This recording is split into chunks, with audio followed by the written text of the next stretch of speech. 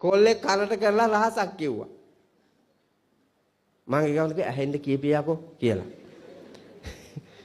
ඒ ගමන කොල්ලා කිව්වා අපේ හඳුන්නේ අද පරිස්සමෙන් කියන්න ඕනේ කියලා. මං ඇයි පුතේ කියලා. අර අම්මයි දුවයි දෙන්නම හෝටලෙට ගෙනහිල්ලා අම්මට වෙරි වෙනකම් බොණ්ඩ දීලා දුව අරගෙන ගියපු හාමුදුරුවෝ එහා පන්සලේ කිව්වා.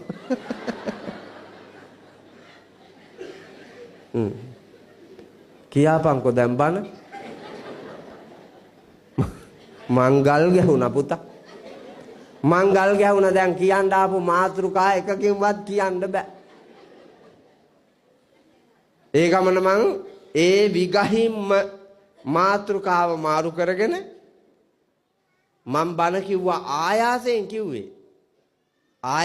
කිව්වේ මට ලැජ්ජා බය ඇතුව එළියට බහින්න ඕන හින්දා ඒ කතාවත් මං කිව්වා. මං අන්තර්ජාලයෙන් බලලා තිබුණේ නමුත් ආසන්නේ බව දැනගෙන හිටියේ නැහැ.